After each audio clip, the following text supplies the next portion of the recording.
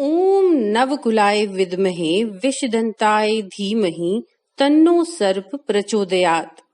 मित्रों, संपूर्ण पृथ्वी का भार संभालने वाले शेषनाग एवं भगवान शिव का श्रृंगार बनते हैं नाग महाराज, जिनकी पूजा हमारे पूर्वज देव दानव किन्नर सभी करते हैं। और श्रावण मास की पंचमी तिथि जो शुक्ल पक्ष में आती है वो बहुत ही विशेष होती है नागदेव का पूजन करने के लिए। मित्रों, इस साल यानी साल 2020 में 25 जुलाई को आ रहा है नाग पंचमी का पावन त्योहार। पंचमी तिथि शुरू हो रही है 24 जुलाई को दोपहर के 2:33 पर और पंचमी तिथि समाप्त होगी 25 जुलाई को दोपहर के 12:01 पर। पूजन का जो सबसे शुभ मुहूर्त है वो है 25 जुलाई को सुबह के 5:43 से 8:25 का। आज हम आपके लिए यहाँ पर लेकर आए हैं नाग पंचमी की कथा। मित्रों, नाग पंचमी को लेकर के कई कथाएं प्रचलित हैं, उनमें से एक कथा हम आपके लिए यहाँ पर लेकर आए हैं। तो चलिए शुरू करते हैं। एक समय में एक सेठ हुआ करते थे। उनके 7 बेटे थे। 7 की शादी हो चुकी थी। सबसे छोटे बेटे की पत्नी श्रेष्ठ चरित्र की विदुषी और सुशील थी, लेकिन उसका कोई भाई नहीं था। एक दिन बड़ी बहू ने घर लीपने के लिए पीली मिट्टी लाने के लिए सभी बहुओं को साथ चलने को कहा। इस पर बाकी सभी बहुएं उनके साथ चली गईं और डलिया और खुरपी लेकर के मिट्टी खोदने लगीं। जब वह मिट्टी खोद रही थी तभी वहां एक सर्प निकला, जिसे बड़ी बहू खुरपी से मारने लगी। ये देखकर छोटी बहू ने उसे रोकते हुए कहा, मत मारो इसे, यह बेचारा निरपराध है। छोटी बहू की बात सुनकर बड़ी बहू ने उस सर्प को नहीं मारा और वह सर्प एक और जाकर के जगह पर बैठ गया।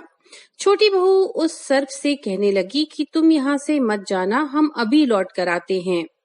ये कहकर छोटी बहू सभी के साथ मिट्टी लेकर घर चली गई और घर के काम काज में फंसकर भूल गई कि उसने सर्प से वादा किया था कि वह लौट कर आएगी। दूसरे दिन छोटी बहू को जब बात याद आई तो वो सबको लेकर के उसी स्थान पर पहुंची जहां वह सर्प को छोड़कर आई थी। छोटी बहू ने देखा कि वह सर्प अभी भी वहां पर वैसे ही बैठा हुआ है। ये देखकर छोटी बहू बोली, सर्प भैया प्रणाम। सर्प ने छोटी बहू से कहा, तूने मुझे भैया कहा है इसलिए तुझे छोड़ देता हूँ, नहीं तो झूठी बात कहने के कारण मैं तुझे डस लेता। तब छोटी बहू बोली, भैया मुझसे भूल हो गई, मैं आपके पास वापस आने की बात घर के कामकाज के कारण भूल गई, परंतु जब मुझे याद आया तो मैं यहाँ तुरंत आ गई। आपको परेशानी हुई इसके लिए मैं आपसे क्षमा मांगती हूँ। तब सर्प बोला, अच्छा, आज से तू मेरी बहन है और मैं तेरा भाई, बोल तुझे क्या मांगना है मांग ले। तब छोटी बहू बोली, मेरा कोई भी भाई नहीं है, आप मेरे भाई बन गए, मुझे इससे बहुत अच्छा लगा। कुछ दिन बीत जाने पर सर्प मनुष्य का रूप धरकर छोटी बहू के घर आया और बोला, मेरी बहन यहाँ रहती है, कृपया करके उसे मेरे साथ भेज दीजिए। छोटी बहू के ससुराल वालों ने कहा, हमारी छोटी बहू के तो ना कोई भाई है, तुम कौन हो? इस पर सर्प ने जवाब दिया, मैं उसके दूर के रिश्ते का भाई हूँ, बचपन में ही बाहर चला गया था। तब छोटी बहू के ससुराल वालों ने छोटी बहू को बुलवाया और उसके विश्वास दिलाने पर घर के लोगों ने छोटी बहू को उसके भाई के साथ भेज दिया।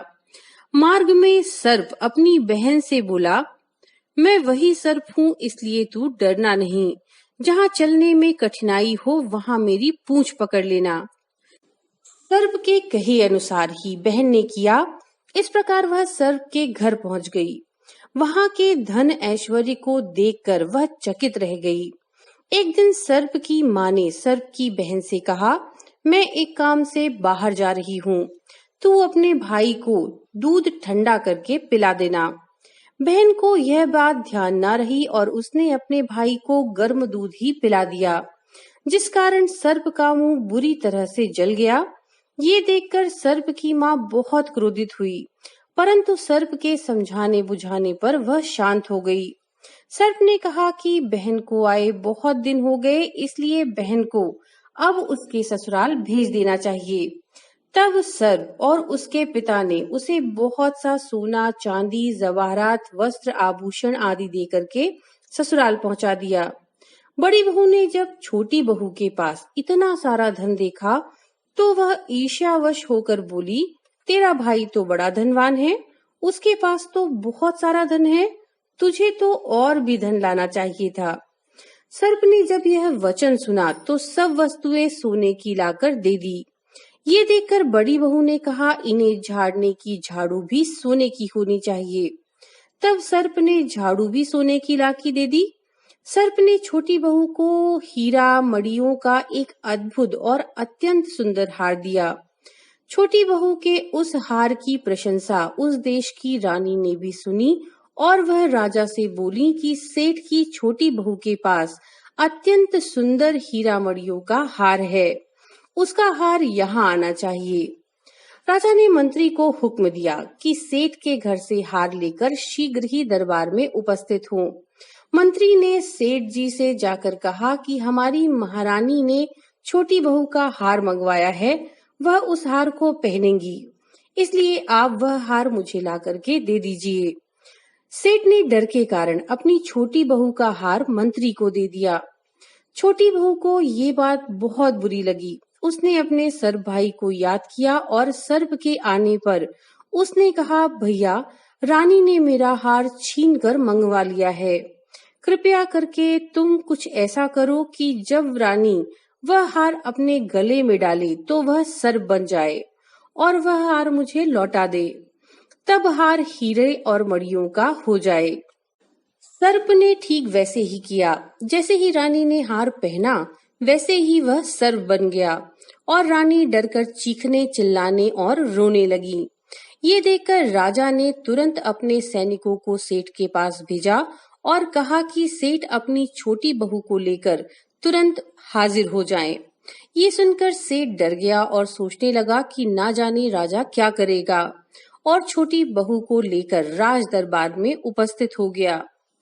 राजा ने छोटी बहू से पूछा, तूने क्या जादू किया है कि ये हार रानी के गले में आते ही सर्प बन गया? मैं तुझे दंड दूंगा। छोटी बहू बोली, राजन, धृष्टता क्षमा कीजिए, ये हार ही ऐसा है कि मेरे गले में हीरों और मणियों का रहता है और दूसरे के गले में सर्प बन जाता है। ये सुनकर राजा ने वह सर्प बना हार छोटी बहू को देकर कहा, ये हार अभी पहन कर दिखाओ। छोटी बहू ने जैसे ही उस हार को पहना वैसे ही वो हीरों और मणियों का हो गया। ये देखकर राजा को उसकी बात पर विश्वास हो गया और उसने प्रसन्न होकर उसे बहुत सी मुद्राएं पुरस्कार में दीं। छोटी बहू हार और मुद्राएं लेकर घर वापस आ गई। ये सब देखकर बड़ी बहू ने ईर्ष्या के कारण छोटी बहू के पति से कहा कि तुम्हारी पत्नी के पास कहीं से धन आया है। ये सुनकर उसके पति ने अपनी पत्नी को बुलाकर कहा, सच सच बता कि ये धन तुझे कौन देता है। तब छोटी बहू अपने भाई सर्प को याद करने लगी। उसी समय सर्प वहां प्रकट हुआ और अपनी बहन के पति से बोला, जो कोई भी मेरी धर्म बहन के आचरण पर संदेह प्रकट करेगा तो मैं उसे खा लूंगा। ये सुनकर छोटी बहू का पति बहुत प्रसन्न हुआ और उसने सर्प देवता का बड़ा सत्कार किया।